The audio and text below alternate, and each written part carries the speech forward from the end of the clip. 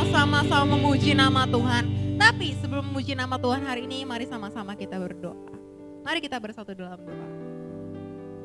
Di sore hari ini Tuhan, kami bawa setiap pujian syukur kami. Terima kasih Tuhan, Kau menjadikan kami anak-anak muda yang luar biasa Tuhan. Kami tahu Engkau mendesain hidup kami dengan sungguh ajaib Tuhan. Dan kami ingin terus berjalan menggenapi rencana-Mu dalam setiap kehidupan kami Tuhan. Hari ini kami mau katakan bahwa kami ini adalah generasi pemenang Tuhan. Sebab Engkau menciptakan kami lebih daripada pemenang Tuhan. Terima kasih Tuhan Yesus. Mari setiap generasi pemenang yang siap memuji Tuhan sama-sama kita katakan amin. Mari sama-sama kita angkat pujian ini.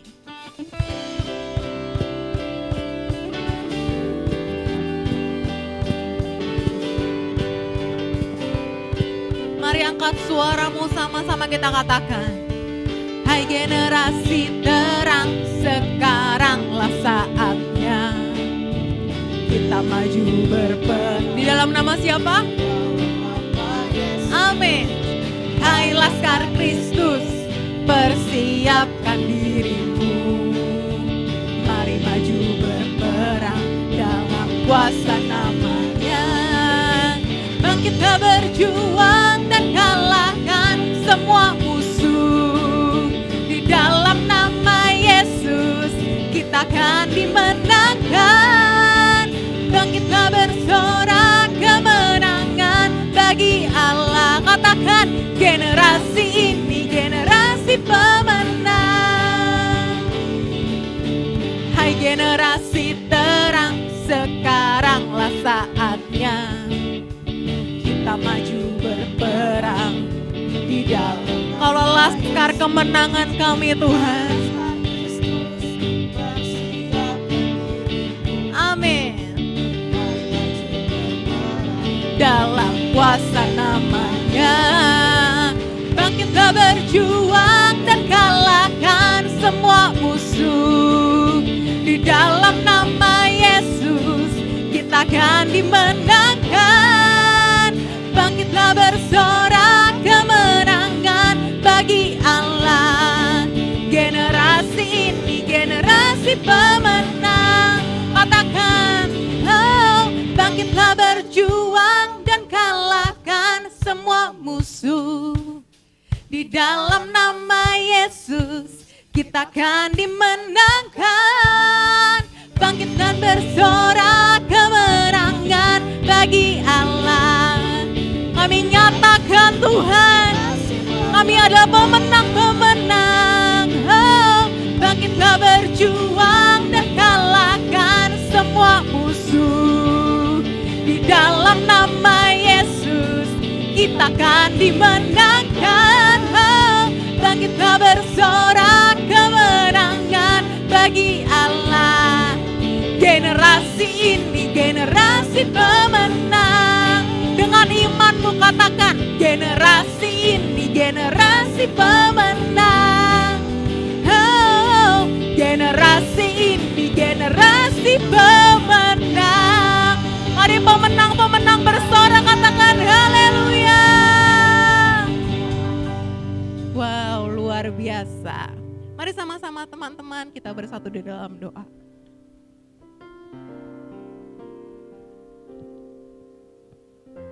Kami mengucap syukur Tuhan untuk setiap kesetiaan-Mu sepanjang 1 minggu ini Tuhan. Untuk setiap kebaikan-Mu. Untuk setiap hal yang boleh Engkau percayakan dalam hidup kami Tuhan. Kami tahu Tuhan di luar sana banyak anak-anak muda yang terhilang. Tapi kami percaya Tuhan Kau mendesain hidup kami untuk kami bisa memberkati banyak orang Tuhan. Terima kasih Yesus, terima kasih Roh Kudus. Kami ini adalah generasi pemenang Tuhan dan kami tahu Tuhan kami ingin berjalan menggenapi itu Tuhan. Terima kasih Roh Kudus, biarlah Engkau yang bekerja di dalam setiap kehidupan kami. Sebab di dalam hadirat-Mu ada kekuatan yang baru, ada mujizat, ada berkat Tuhan. Kami membawa setiap pujian syukur kami Tuhan hari ini. Dan biarlah Engkau disenangkan melalui setiap pujian penyembahan yang kami naikkan. Sebab Engkaulah Yesus, kemuliaan itu di dalam kehidupan kami. Tidak ada yang dapat menggantikan-Mu di dalam hidup kami ya Tuhan. Terima kasih Yesus.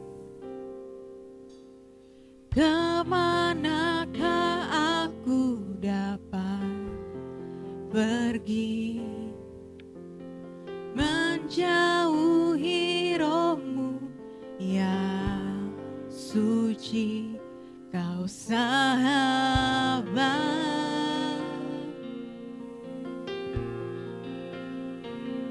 dan Kau dekat.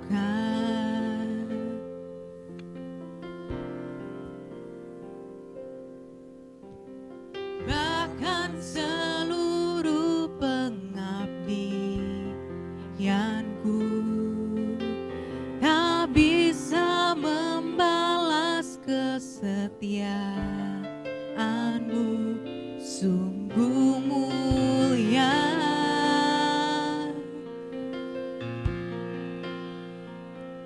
dan berharga.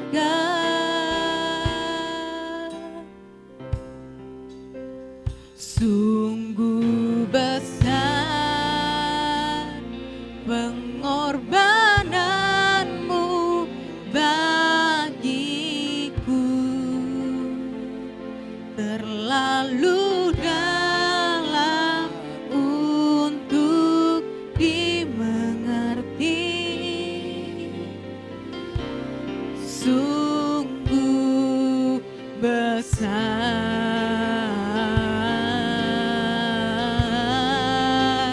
sungguh indah yang Kau pikirkan tentangku.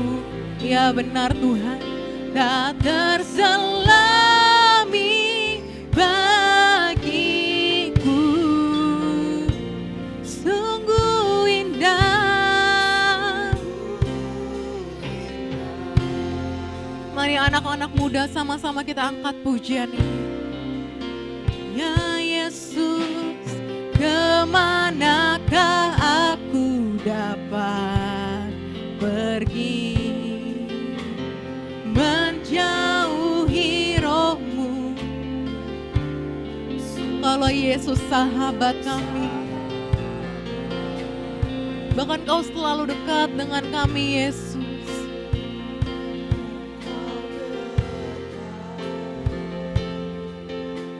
Oh Jesus, bahkan seluruh pengabdianku tak bisa membalas kesetiaan-Mu, sungguh mulia, sungguh mulia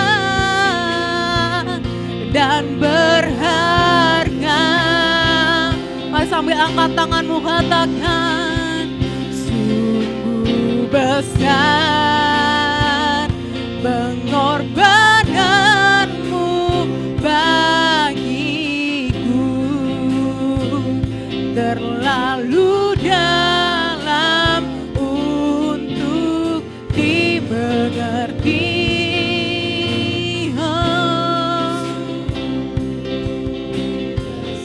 sungguh besar Yesus, ya Tuhan, sungguh indah yang Kau pikirkan tentang.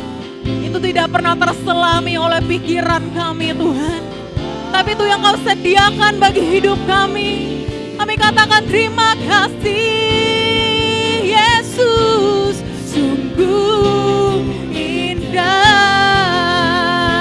sungguh besar, sungguh besar pengorbanan-Mu.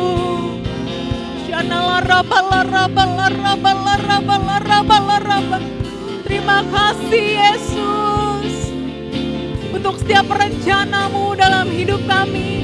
Sungguh besar Tuhan. Ya Yesus, oh, sungguh indah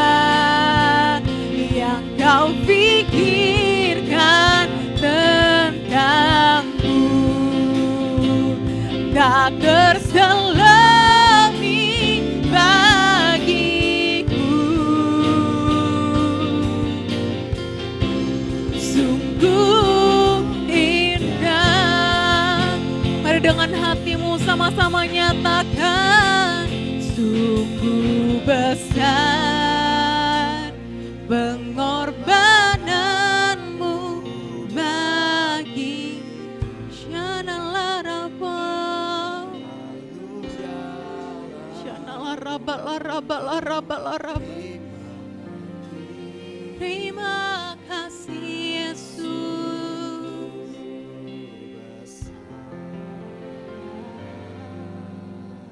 Ya Tuhan, sungguh indah yang Kau pikirkan tentangku,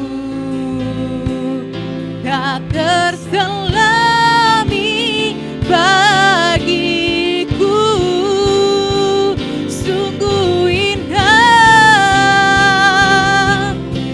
Oh Jesus, Jesus, sungguh besar pengorbananmu bagi dan lalu dalam.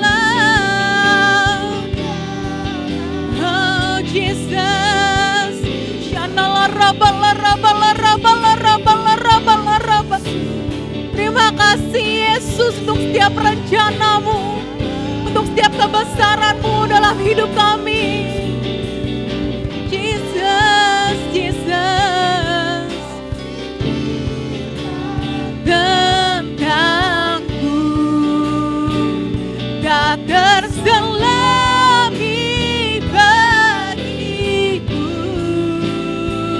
sungguh indah. Ya Yesus, katakan sungguh indah, sungguh indah, sungguh indah. Shana la Rabba.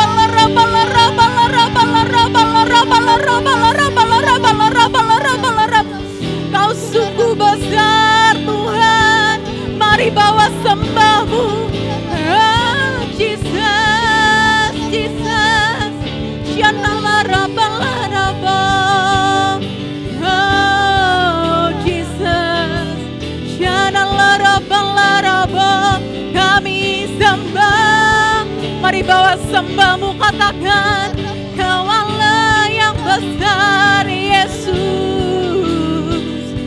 Oh Jesus, terima kasih Yesus.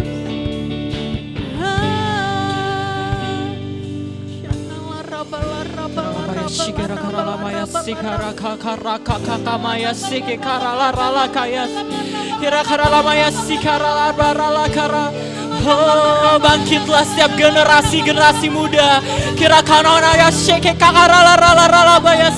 Dinyatakanlah kemuliaan-Mu Tuhan atas generasi ini Tuhan. Sebab Allah Kau Allah yang kuasa Tuhan, melawat setiap generasi demi generasi Tuhan. Dan hari ini kami mau nyatakan Tuhan, bangkitkanlah Tuhan setiap generasi ini Tuhan. Sebagaimana Engkau membangkitkan Yosua Tuhan, demikian juga Engkau membangkitkan generasi ini Tuhan. Generasi yang tidak gentar, generasi yang mau maju berperang, generasi yang tetap taat kepada pemimpin-pemimpin, bahkan generasi yang taat melakukan setiap kehendak-kehendak Allah. Itu yang kami mau, kami minta di dalam nama Kristus. Sebab kami tahu Tuhan, sebagaimana firman-Mu, aku menulis kepada kamu hai orang-orang muda, karena kamu kuat dan firman Allah diam di dalam kamu, dan kamu telah mengalahkan yang jahat. Dan dunia ini sedang lenyap dengan keinginannya, tetapi orang yang melakukan kehendak Allah, dia akan tetap hidup sampai dengan selama-lamanya. Dan itulah kami, setiap generasi-generasi yang takut akan Tuhan. Diberkatilah Tuhan atas generasi ini Tuhan, generasi yang memuliakan nama-Mu Tuhan, generasi yang tidak henti-hentinya memberikan waktu kami bagi kemuliaan nama-Mu Tuhan. Sebab kami tahu Tuhan, ketika generasi muda dibangkitkan Tuhan, maka akan ada perkara-perkara yang besar, yang kuat, yang akan dapat dilakukan Tuhan. Sebab itu Tuhan, jangan pernah matikan Tuhan generasi ini Tuhan. Tapi kami percaya Roh Kudus mau memberikan kuasa kepada kami Bapa. Sebagaimana Elia, Elisa Tuhan, double portion itu yang kami terima di dalam nama Tuhan Yesus Kristus. karunia, setiap kebijaksanaan, kemuliaan-Mu Tuhan. Berkat yang luar biasa, kemampuan, talenta, kesetiaan Tuhan. Itu semua Tuhan, biarlah beroleh dalam setiap kehidupan kami, hati kami Tuhan. Dan kami berdoa untuk generasi muda yang ada di WTC, Permata Cimone Tuhan. Jaga setiap kesehatan kami, untuk kami terus melakukan apa yang menjadi kehendak-Mu Tuhan. Di dalam nama Tuhan Yesus Tuhan, mulai dari teens sampai kepada you Tuhan. Kami berdoa Tuhan, tidak ada satupun dari kami yang mati, yang roh kami padam Tuhan. Mainkan di masa-masa seperti ini kami semakin berharap kepada Engkau, Allah sebagai juru selamat kami, kota benteng kami, batu karang kami, perlindungan kami, dan tidak akan pernah goyah. Kami akan setiap kekuatan yang berasal daripada Engkau Tuhan. Terima kasih Bapa, terima kasih Yesus. Kami juga berdoa Tuhan di masa-masa yang baru nanti Tuhan, memasuki masa-masa yang new normal Tuhan. Kami berdoa Tuhan untuk generasi ini Tuhan tetap sehat Tuhan, tetap kuat Tuhan. Dimanapun kami beraktivitas dalam pekerjaan, dalam pendidikan kami Tuhan, Kau tetap memberikan kami kekuatan, kesehatan yang terbaik Tuhan. Terima kasih Bapak, terima kasih Yesus. Berikan kami kreativitas yang berasal daripada Engkau Tuhan. Untuk kami melakukan hal-hal yang baru, yang luar biasa Tuhan. Kami juga berdoa untuk youth leader kami Tuhan, Denny Tuhan. Bilang Kau Allah yang memberikan kebijaksanaan Tuhan. Kau Allah yang terus memberikan kewibawaan secara ilahi Tuhan. Kekuatan ada di tangannya dan di kakinya Tuhan. Dan kami percaya apa yang dia pikirkan semuanya itu yang berasal daripada Tuhan Bapak. Dan kami percaya Tuhan, biarlah youth ini boleh semakin lebih maju lagi, lebih luar biasa lagi Tuhan. Karena kami memiliki Allah yang luar biasa. Terima kasih Bapak, hanya di dalam nama Tuhan Yesus Kristus. Mari sama-sama kita katakan, sungguh besar pengorbananmu bagiku, terlalu dalam untuk dimengerti. Sungguh besar,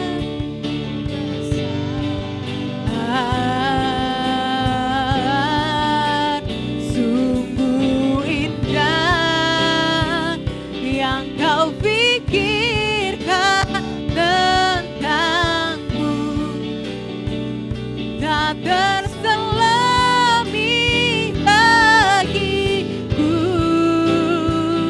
Sungguh indah, indah, sungguh besar pengorbananmu bagi ya Yesus, terlalu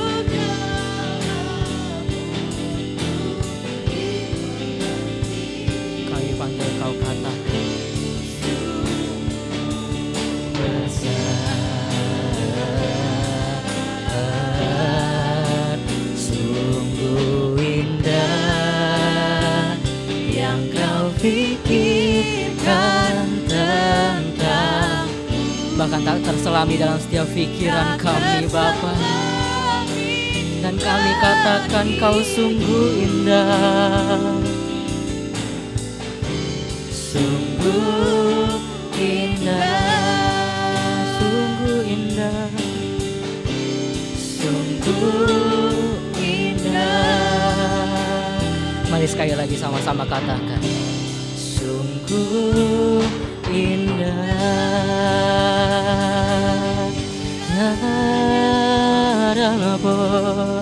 Karena Kau sungguh indah, sebab kami memuji kebesaran-Mu ya Tuhan.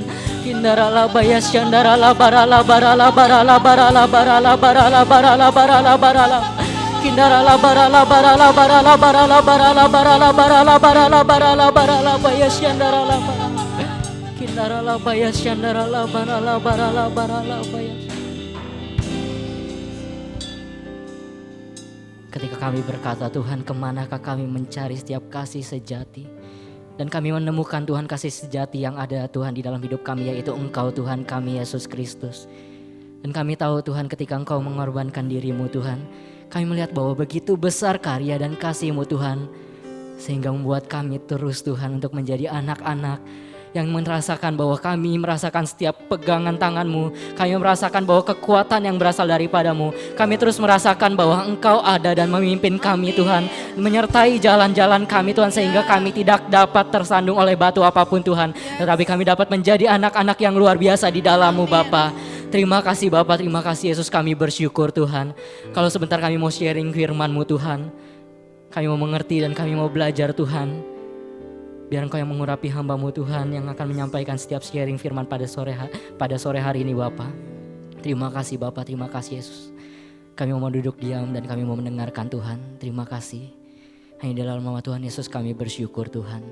Haleluya. Amin. Baiklah, terima kasih untuk pemusik dan serta worship leader dan singer yang sudah melayani dan memimpin pujian pada hari ini. Oke, sebelumnya saya mengucapkan shalom teman-teman semua.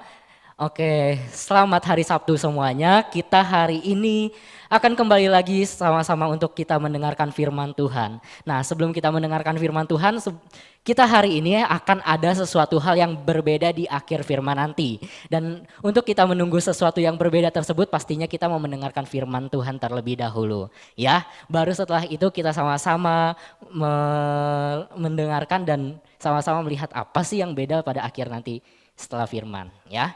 Nah, pada hari ini sama-sama kita mau belajar kembali, kita mau mereview kembali, kita sama-sama mau mendengarkan firman Tuhan mengenai tentang krisis. Nah, beberapa bulan ini, sebulan ini kita sepanjang minggu kita terus mendengar gimana sih caranya kita tetap bisa bertahan di dalam krisis. Yang pada waktu pertama kita mendengar bahwa ada kingdom principle to overcome, terus yang selanjutnya ada how to live beyond crisis, dan yang selanjutnya juga ada thriving in crisis. Nah, dari hal-hal tersebut kita belajar terus gimana caranya supaya kita tetap bisa di dalam rencana Tuhan dan gimana caranya supaya kita tetap dapat setia di dalam Tuhan. Karena di masa-masa krisis ini banyak sekali orang-orang yang tidak tahan. Yang pastinya itu adalah orang-orang yang di luar Tuhan. Yang mereka meninggalkan kesetiaan dia yang sudah dia tanamkan begitu lama kepada Tuhan, tetapi pada hal-hal ini, pada masa ini banyak orang yang tidak meninggalkan kesetiaannya kepada Tuhan. Tetapi saya percaya bahwa teman-teman semua di tempat ini, teman-teman semua yang mendengarkan firman Tuhan pada sore hari ini adalah teman-teman yang mau taat dan yang mau setia terus kepada setiap firman Tuhan. Yang mau setia dan mau terus melakukan setiap rencana Tuhan di dalam hidup kita. Amin. Nah, di dalam hari ini kita sama-sama mau mereview dulu. Sebelumnya kita pada pertama kali kita pernah belajar di Matius 16 ayat 19 sampai 20, kita buka. Matius 16 ayat 19 sampai 20. Nah, di sini dikatakan bahwa kepadamu akan kuberikan kunci kerajaan sorga, apa yang kau ikat di dunia ini akan terikat di sorga, dan apa yang kulepaskan di dunia ini akan terlepas di sorga. Di sini Tuhan Yesus sendiri yang mengatakan bahwa kepadamu, kepada kita, akan kuberikan kunci kerajaan sorga. Apa yang kau ikat di dunia ini akan terikat di sorga. Berarti kita semua sama-sama setelah memegang kunci kerajaan sorga, tapi kunci tersebut diberikan kepada setiap kita yang mau percaya kepada Dia dan yang mau taat kepada Tuhan. Ya, ketika kita menghilangkan ketaatan dan kesetiaan kita kepada Tuhan, otomatis kunci yang Tuhan berikan tersebut tidak akan bisa kita gunakan karena kita menolak setiap apa yang Tuhan sudah janjikan kepada kita. Nah, yang di dalam hal ini kita tahu bahwa Tuhan itu memberikan kunci kerajaan sorga, dan Tuhan memberikan kunci kerajaan sorga karena sorga tidak pernah ada yang namanya krisis. Yang artinya berarti kita mendapat jaminan bahwa kita tidak pernah akan mengalami krisis ketika kita menjadi percaya kepada setiap firman Tuhan dan kita melakukan firman-Nya. Nah, di dalam hal tersebut juga kita belajar kemarin tentang manajemen. Kita belajar bahwa kita dapat memanajemen hidup kita dengan baik. Ada 4 hal yang kemarin sudah diajarkan juga tentang manajemen tersebut. Yang pertama tentang efektif, yang kedua efisien, yang ketiga benar, dan yang keempat adalah sesuai waktu. Di dalam efektif tersebut kita juga tahu bahwa kita harus menggunakan keefektifan tersebut sesuai dengan tujuan yang sudah di planning. Yang kedua adalah efisien, yaitu menggunakan bahan paling sedikit untuk hasil yang terbaik. Jadi ketika kita diberikan firman Tuhan dan kita diberikan hikmat sama Tuhan untuk kita mengelola, pastinya kita dapat mengelola sesuai apa yang Tuhan telah perintahkan kepada setiap hidup kita. Dari bahan yang paling sedikit bahkan kita bisa menghasilkan hal yang terbaik. Apalagi bahannya banyak, itu jauh lebih baik, ya. Jadi itu yang dimaksud dengan efisien. Terus yang ketiga adalah benar. Apakah kita melakukan sesuai perintah Tuhan atau tidak? Ketika kita berkata bahwa kita harus benar di mata Tuhan, berarti kita harus melakukan perintah Tuhan sesuai dengan apa yang terjadi di dalam firman Tuhan. Dan yang keempat adalah sesuai waktu, yaitu kita melihat apakah tepat waktunya, apakah itu sesuai dengan kairosnya Tuhan. Nah, itu yang pertama kita diajarkan tentang krisis ini. Dan yang selanjutnya lanjut ke how to live beyond crisis. Di sini di Ulangan 28 ayat 5 sampai 12, di situ dikatakan bahwa kita buka dulu di Ulangan 28 ayat 5. Nah, di ayat 5 dikatakan bahwa diberkatilah bakulmu dan tempat adonanmu. Jadi kita sudah diberikan dan difirmankan bahwa janji Tuhan itu enggak pernah berhenti di dalam hidup kita. Setiap kita yang percaya dan setia terus kepada Tuhan, maka berkat bakul itu juga akan terjadi dan diberikan kepada hidup kita. Dan yang selanjutnya juga ada berkat apa lagi sih? Yang selanjutnya di ayat 8 tersebut ada Tuhan akan memerintahkan berkat ke atasmu, di dalam lumbungmu dan di dalam segala usahamu. Ia akan memberkati engkau di negeri yang diberikan kepadamu oleh Tuhan. Nah, jadi di sini ada berkat lumbung yang diberikan atas setiap segala usaha kita. Itu jauh lebih besar daripada berkat bakul. Dan yang ketiga ada berkat yang berasal dari sorga.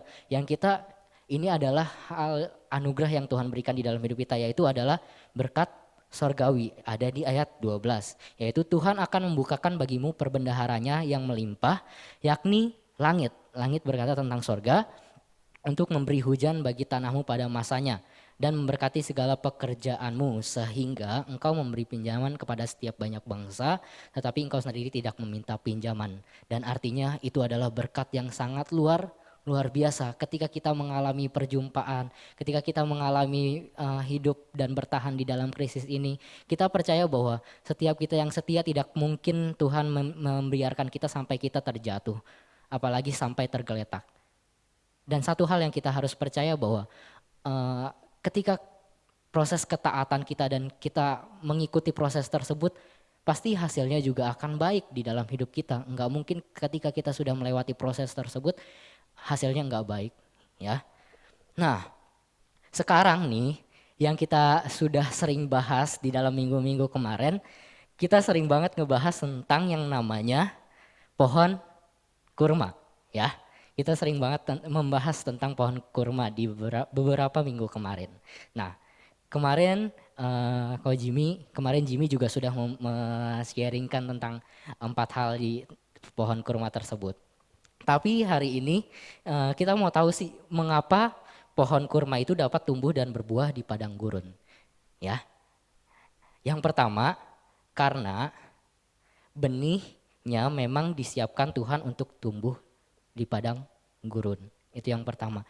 Jadi karena benihnya sudah dipersiapkan Tuhan untuk hidup di padang gurun, otomatis benih itu tidak akan mati dan otomatis benih tersebut juga Tuhan sudah mempersiapkan bahwa ya udah ada segala sesuatu yang sudah dipersiapkan yang tidak akan bisa gagal. Dan begitu juga dengan kita, kalau Tuhan sudah mempersiapkan kita, Tuhan sudah menaruh kita di dunia ini, pastinya sebelumnya Tuhan sudah mempersiapkan kita terlebih dahulu. Tapi tergantung pada diri kita pribadi. Ketika Tuhan sudah mempersiapkan kita nih, sudah Denny sudah dirancangkan seperti ini. Tapi kita meninggalkan dari desainnya Tuhan, kita menjauh dari desainnya Tuhan, kita menjauh dari rencananya Tuhan. Nah, otomatis kita akan memutuskan rencana Tuhan tersebut di dalam hidup kita yang tadinya harusnya terjadi, tapi karena kita meninggalkan kesetiaan kita kepada Tuhan, yang pada akhirnya rencana Tuhan tidak akan terjadi di dalam hidup kita, ya. Maka dari itu untuk setiap kita semua yang di dalam memasuki 4 bulan ini mungkin kita terus berdiam di rumah aja, mungkin teman-teman yang sekolah juga kita semua pada sekolah online, kuliah online, dan yang bekerja juga ada yang WFH. Tapi kita juga percaya bahwa di masa-masa ini Tuhan itu jangan sampai jauh gitu. Sebenarnya bukan Tuhan yang jauh, tapi terkadang kitanya yang mencoba menjauh dari Tuhan, ya. Jadi itu yang pertama, karena benihnya memang disiapkan Tuhan untuk tumbuh di padang gurun, berarti kita juga harus sadar kita disiapkan Tuhan di dunia ini, di bumi ini. Jangan sampai kita menjauhi dari desain Tuhan yang sudah Tuhan persiapkan sebelumnya, ya.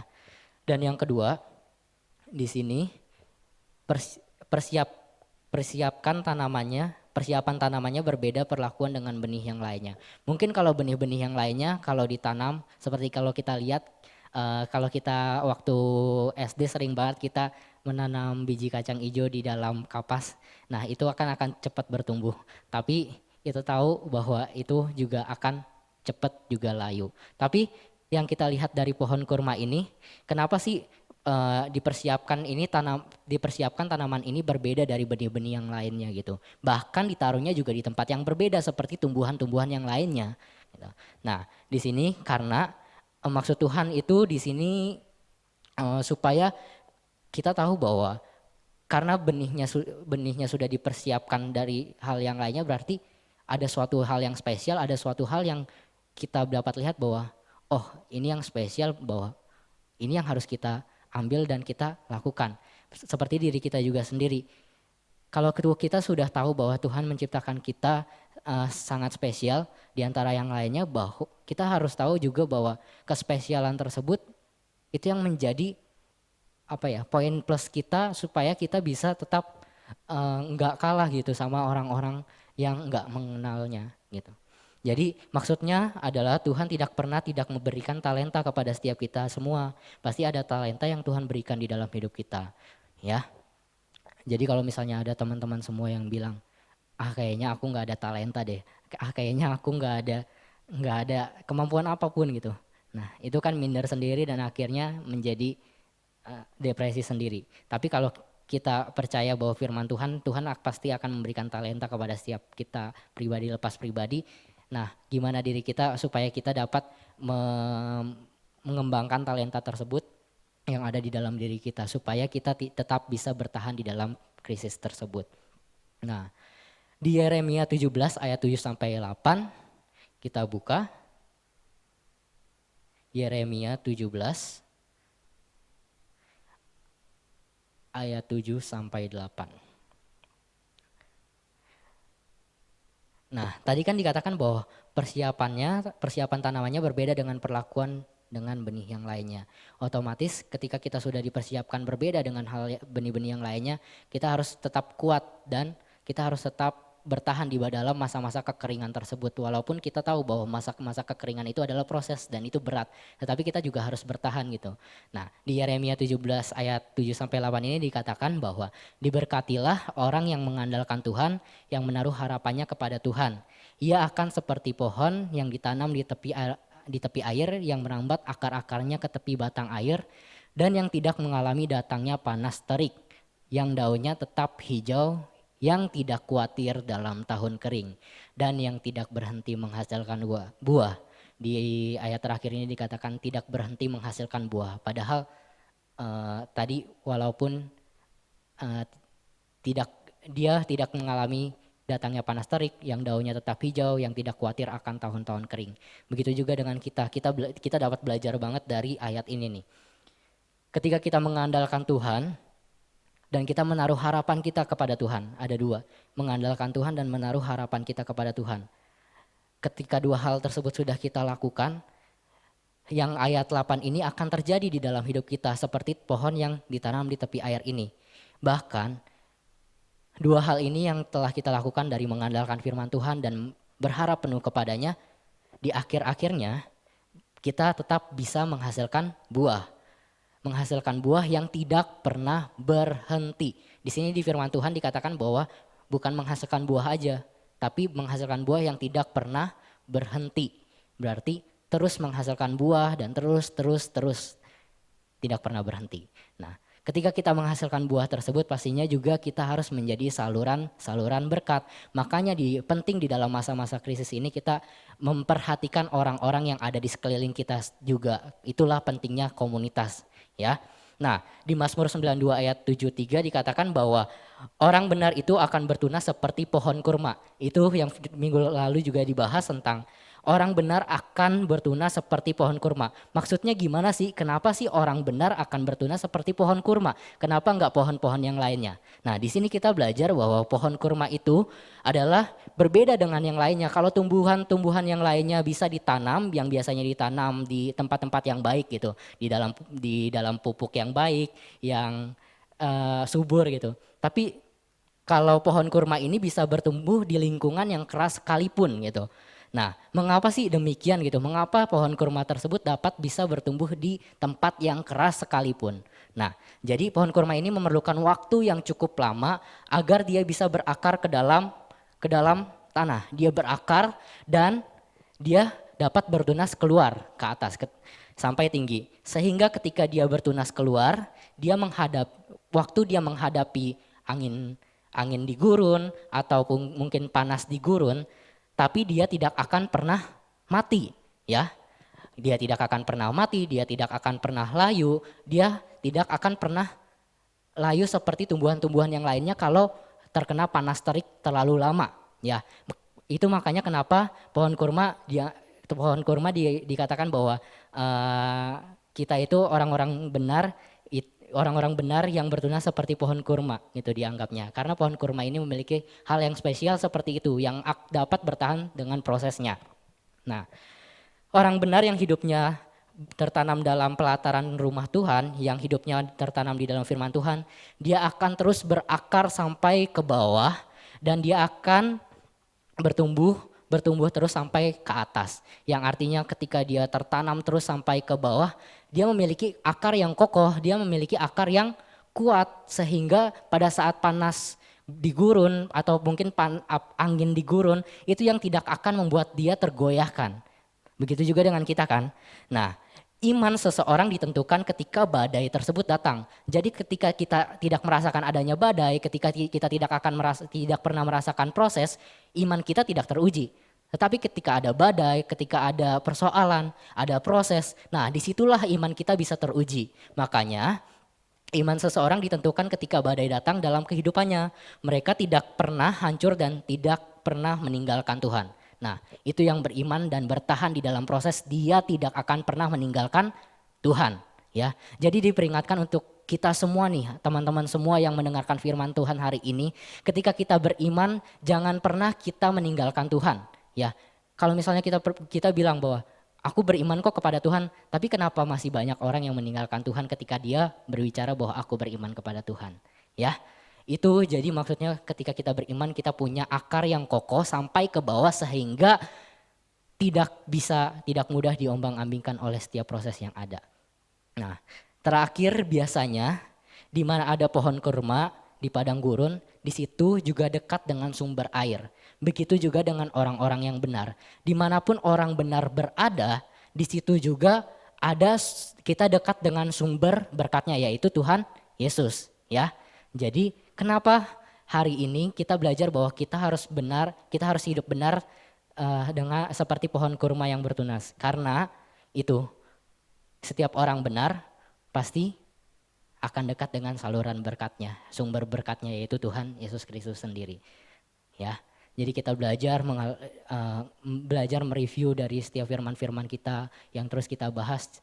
Di sini saya mau bahwa untuk teman-teman semua yang boleh tergabung dalam movement youth ini, jangan sampai kita tergoyahkan dalam masa-masa krisis ini, jangan sampai kita diam terlalu lama di dalam krisis ini, tetapi buatlah dan berpikirlah hal-hal yang positif, berpikirlah hal-hal yang dilakukan ke depan. Jangan kita fokus pada masalahnya saja dan jangan kita fokus pada krisisnya saja. Ketika kita fokus kepada krisisnya saja, kita nggak akan melihat kesempatan yang Tuhan berikan kepada hidup kita. Padahal sebenarnya ada peluang dan kesempatan yang Tuhan berikan di dalam hidup kita yang bisa kita ambil, tapi pola pandang mata kita itu terlalu terus-terusan melihat krisisnya tersebut sehingga kesempatan yang tersebut tidak akan bisa kita tangkap, ya. Itu pesannya. Jadi tetap kita tinggal di dalam Tuhan, tetap kita harus setia kepada Tuhan karena ketika kita melewati proses tersebut kita percaya bahwa ada sesuatu yang indah dan kita akan menuai berkas-berkas yang berasal daripada Tuhan. Amin. Ya. Oke, firman Tuhannya sampai sini aja. Selanjutnya kita akan mulai ke sesi yang tadi awal saya bilang bahwa kita akan melakukan sesi yang berbeda di hari ini. Yaitu kita akan melakukan sesi Q&A. Di mana kita kemarin kan ada di story IGS Permata Cimone nanya nih kepada teman-teman semua apa aja sih yang mau ditanya atau mungkin ada hal-hal yang mau ditanya. Nah, pastinya saya di sini tidak akan sendirian, saya juga akan ditemani dengan teman saya, yaitu Julia yang akan menemani saya di hari ini sebagai rekan saya untuk bisa bertanya, saling menjawab pertanyaan tersebut. Oke, shalom semuanya. Shalom Ko Denny. Shalom. Kita nggak boleh bersentuhan ya, jadi Iya, shalom. agak jauhan ya. Oh berjauhan, oke. Shalom teman-teman semuanya di rumah yang tadi udah Ko Denny sampaikan bahwa kita di sini bakal ada sesi akan menjawab pertanyaan-pertanyaan dari teman-teman semua yang sudah menanyakan di Instagram gereja kita kemarin. Banyak banget loh Ko Denny yang nanyain kemarin. Wah, iya wow, betul iya nih. dong. Mereka sangat antusias kita mengadakan Q&A ini ya. Oke, bisa dimulai dari yang pertama dulu nih ya. Oke, Aku yang bacain. pertama Julia. Dari @felixlauren_. WD. Nih, Felix nanya kok, gimana sih saya mau nanya, bagaimana caranya mengatasi penggunaan uang yang berlebihan di masa ini?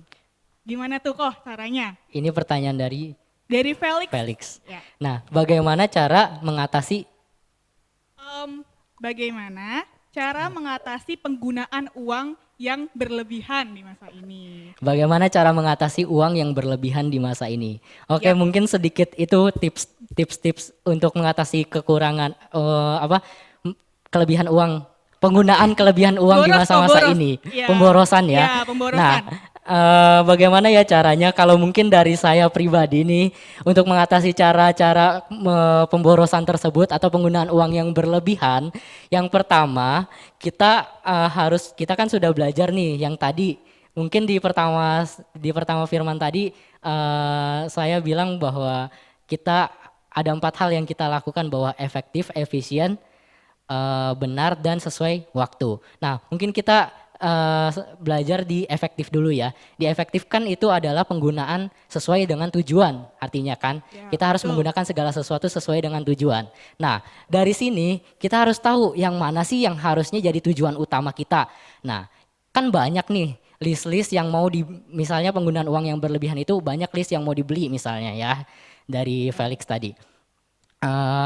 Mungkin boleh di list dulu dari awal yang benar-benar jadi kebutuhan pokok banget, kebutuhan paling inti. Di list paling atas, misalnya yang di paling atas beli kuota untuk belajar online, itu kan penting banget kan. Nah itu di list paling atas. Terus list apa lagi?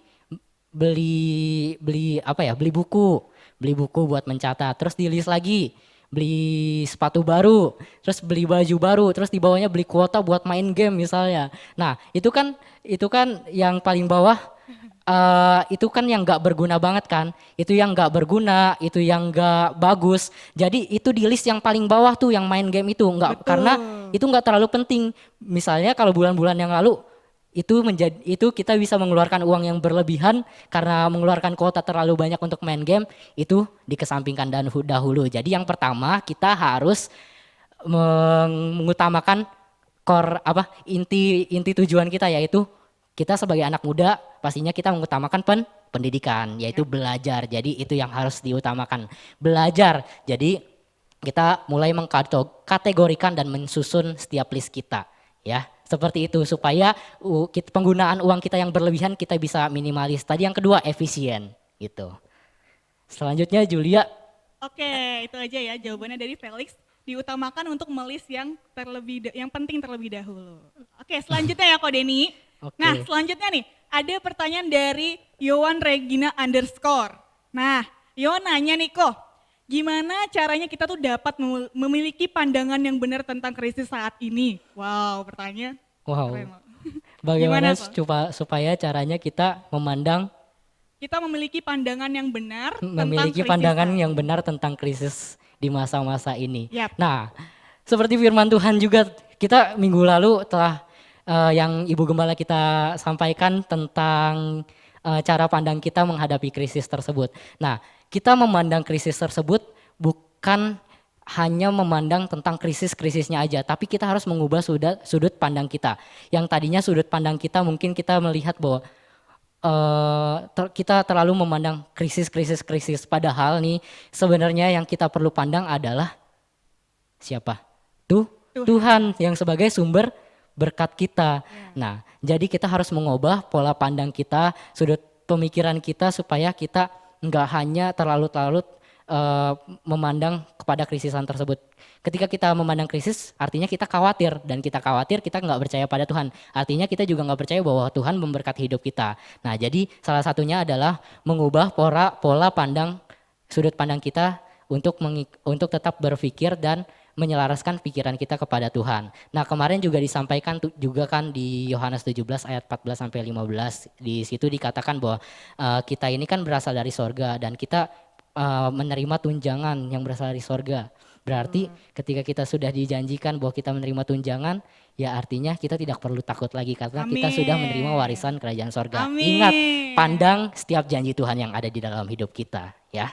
Oke, terima kasih Ko Denny. Masih banyak nih Ko, sabar Aduh, Ko. masih banyak nih. Iya, masih banyak dong. Berapa ini. lagi kira-kira? 100 lah kira-kira. Enggak bercanda. Selanjutnya ya, pertanyaan dari Robin_Yudika. Nah, Robin nanya nih, katanya kok, apa yang harus kita lakukan agar kita bisa bertahan dalam masa-masa krisis ini? Gimana? Apa yang caranya kita harus lakukan kok biar kita tuh bertahan di krisis ini? Apa yang kita harus lakukan supaya kita bisa bertahan di dalam krisis ini? Yap. Nah, cara kita bisa bertahan di dalam krisis ini, yang pastinya kita anak-anak muda harus kreatif, ya. Kita harus kreatif karena ketika kita tidak kreatif kita akan terlibas dengan orang-orang yang kreatif dan akhirnya kita tertinggal ke belakang. Nah, kita belajar juga dari yang di Kejadian 47 tersebut yang tentang Yusuf selama 7 tahun di masa kekeringan, tapi dia tetap mengumpulkan dan mengelola. Akhirnya dia bisa bertahan di dalam masa-masa 7 tahun kekeringan. Nah, itu yang harus kita pelajari bahwa kita harus berusaha untuk mengelola supaya kita tetap bisa ada persediaan di dalam lumbung-lumbung kita, ya. Itu supaya kita bisa bertahan di dalam krisis tersebut. Oke. Cukup jawabannya seperti itu? Ada lagi? Cukup. Udah cukup. Cukup ya. Oke, selanjutnya nih. Ada pertanyaan dari Yohana Morisa. Wah, Yohana Morisa. Yohana nih. Yohana nanya nih kok, gimana sih caranya kita bisa bertahanin ketaatan diri kita di masa-masa krisis ini? Tetap pertahanin ketaatan diri kita supaya bisa bertahan di dalam krisis ini. Ya. Pertahanin ketaatan kita. Yang pertama mungkin ya, kalau misalnya kita mau pertahanin ketaatan diri kita, ketika kita mau taat kan kita pastinya punya mentor dong ya. Pastinya kita harus tergabung dalam komunitas. Nah, ketika kita tergabung di dalam komunitas, nah disitulah proses ketaatan kita tuh menjadi sangat kuat karena kita punya mentor, kita punya pemimpin yang bisa membuat diri kita itu jadi diperhatikan, disupport. Ketika ada masalah kita mungkin kita sebagai anggota cerita kepada pemimpin kita sehingga proses ketaatan tersebut, ketaatan kita tetap bisa dipertahankan di dalam meskipun kita melewati masa-masa krisis tersebut karena kita punya sumber cerita kita, yaitu pemimpin kita yang menguatkan. Tapi balik lagi ke dalam firman Tuhan. Firman Tuhan itu yang bisa mengokohkan setiap hidup kita. Ketika kita merasa bahwa diri kita lemah, tapi ketika kita baca firman Tuhan, kita menemukan janji Tuhan di dalam firman-Nya. Nah, itu yang bisa membuat kita tetap teguh di dalam firman-Nya. Wow. Gitu ya. Terima kasih Ko Denny. Saya mewakilkan Yohana Morisa untuk mengucapkan terima kasih Ko Denny. Sama-sama. Selanjutnya ada pertanyaan keempat dari 100. Enggak, Wah, masih banyak, masih 96 lagi berarti. Iya dong. Pertanyaan dari Samuel Tobing 64. Samuel nanya nih kok, apa yang bisa atau harus kita lakukan saat masa krisis ini sebagai suatu komunitas? sebagai suatu komunitas, Ya, komunitas anggap saja komunitas rohani lah ya. ya kayak Sebagai kita nih movement youth mungkin ya. Mungkin kita sebagai komunitas rohani di Movement Youth misalnya. Nah, sebagai kita di komunitas rohani youth, mungkin yang harus kita lakukan adalah kita ini kan di dalam komunitas pasti ada yang namanya pemimpin yang mengarahkan. Nah, di situ pemimpin boleh supaya tetap bisa melakukan dan bertahan di dalam komunitas dan bisa menyalurkan setiap segala sesuatunya supaya bisa melakukan di masa-masa krisis ini, berarti menurut saya pemimpin itu harus berproaktif untuk bisa menanyakan kepada setiap anggota-anggotanya di dalam komunitas tersebut supaya di dalam suatu komunitas tersebut bisa selalu berjalan dan bergerak di dalam misi dan visinya tersebut. Jadi ketika mereka punya visi dan misi, oh di masa-masa krisis ini sebagai komunitas misalnya harus melakukan penjangkauan jiwa-jiwa melalui media atau mungkin kita harus memperhatikan banyak orang di luar sana bukan diri kita sendiri lagi. Tapi sebelum itu kan kita sebagai komunitas harus saling berkomunikasi dulu. Makanya penting di dalam komunitas adalah berkomunikasi. Itu yang terpenting di dalam komunitas. Yang pertama berkomunikasi, saling sharing satu sama lain, saling menguatkan satu sama lain, saling mengasih ide satu sama lain, anggota memberikan ide kepada pemimpin, pemimpin memberikan ide juga kepada setiap anggota, saling bersama-sama memberikan ide yang nantinya akan tersalurkan, oh kedepannya komunitas ini mungkin akan memberkati orang-orang di masa krisis ini. Nah itu kan sangat baik. Ya kan, jadi itulah pentingnya komunitas. Yang harus dilakukan komunitas, yang pertama melakukan komunikasi dulu kepada komunitasnya, dan yang kedua baru melakukan actionnya, sehingga actionnya tersebut tetap bisa berhasil di dalam tindakannya. Ya, itu. Baik, terima kasih Ko Denny. Kita bisa lanjut ke pertanyaan selanjutnya kok? Oke, boleh. Sudah siap? Boleh tarik nafas dulu Ko Denny. Oke. Lanjut. Lanjut ya. Oke, selanjutnya. Ada pertanyaan dari Pehi, I-nya ada 3 nih banyak, Pehi _ Pehi nanya katanya, gimana caranya kita menghadapi new normal yang sebentar lagi akan diberlakukan? Wah, new normal. Gimana nih kok? Udah berpikir ke depan ya, Iya. New normal padahal kita sekarang ini juga masih mikir gimana caranya supaya kita dapat melakukan new normal tersebut. Betul. Mungkin di dalam new normal ini kalau saya boleh kasih pesan kepada Pehi ya tadi. Iya, Pehi. I-nya ada 3 di kok. Instagramnya.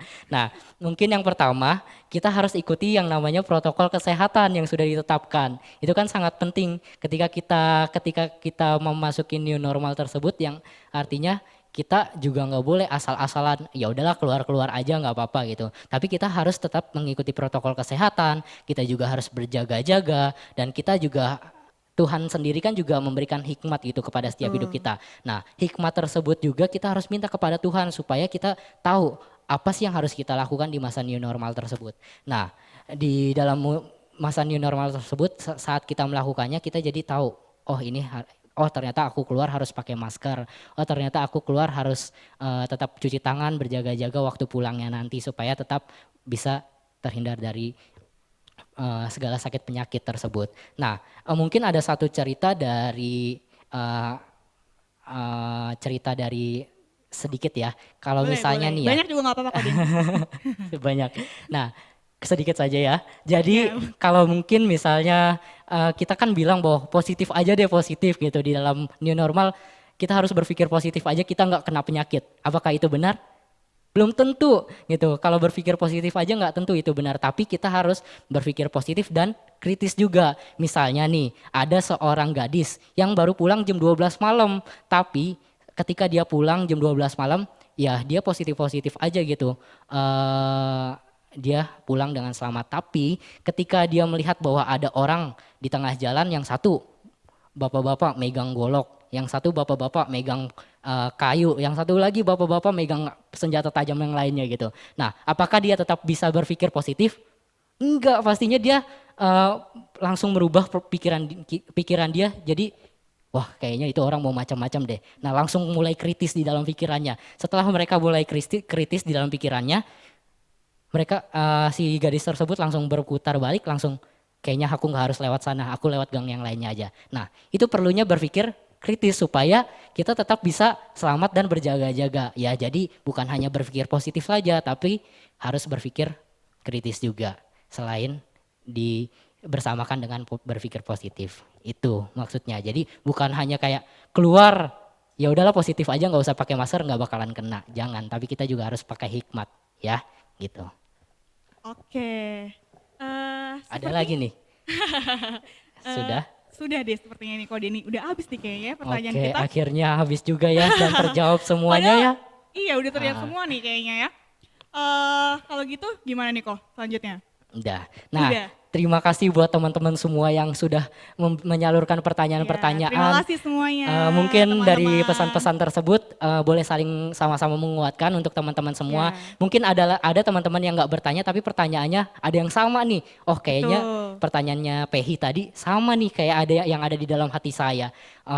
Itu kayak terbuka banget, kayak pesan-pesannya nyampe banget kan. Ya Ya. itu puji Tuhan banget pastinya, ya kan? Betul Kak Denny. Terima Nah. kasih teman-teman semuanya. Terima kasih teman-teman. Ya, tetap ikuti protokol yang ada ya kok. Intinya itu Benar, sih. tetap ikuti protokol yang ada yang sudah Tetapkan oleh oleh pemerintah ya. Oke, baiklah kita akan menerima doa berkat, tetapi sebelum kita menerima doa berkat, kita boleh sama-sama satukan hati kita mau berdoa.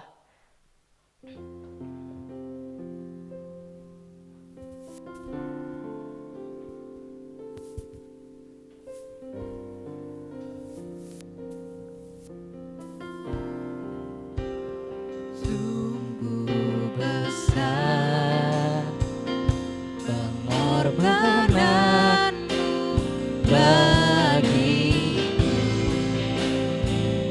terlalu dalam untuk dimengerti. Sungguh besar, sungguh indah yang kau pikirkan tentangku, tak terselami bagiku. Yesus Tuhan, Sungguh indah. terima kasih Tuhan buat jalannya ibadah dari awal hingga pada akhir, diskusi dari setiap anak-anak-Mu. Biar Engkau yang memperlengkapi mereka lebih sungguh lagi Tuhan, di dalam manifestasi kuasa Roh-Mu, yang membuat mereka penuh hikmat dan pengertian di dalam kebenaran firman-Mu. Sehingga ketika mereka memasuki masa-masa kehidupan mereka, di mana zaman mereka ada, mereka dipercaya untuk boleh mewarisi kota, sehingga mereka boleh memimpin kota, dan mereka dikenal di setiap pintu-pintu gerbang kota. Kau berkati tumbuh kembang anak-anak ini Tuhan, sehingga mereka berjalan sejak dini, mempersiapkan jalan bagi Tuhan untuk generasi berikutnya. Sehingga kemuliaan Tuhan menyertai perjalanan hidup mereka. Terima kasih, Kau berkati, Kau lindungi Tuhan, sehingga mereka ada dalam penyertaan Tuhan, pemeliharaan Tuhan, penyediaan secara ilahi, dan hidup mereka, masa depan mereka terbuka di dalam nama Yesus. Apapun yang diperbuat mereka, senantiasa mereka berhasil di dalam nama Tuhan Yesus. Terima kasih. Berkat dari Bapa Surgawi aku lepaskan bagi generasi ini, sehingga mereka boleh memimpin generasinya untuk masuk ke dalam rencana Tuhan yang besar di dalam nama Tuhan Yesus Kristus. Yang diberkati sama-sama katakan amin. Tuhan Yesus memberkati anak-anak muda. Haleluya. Amin.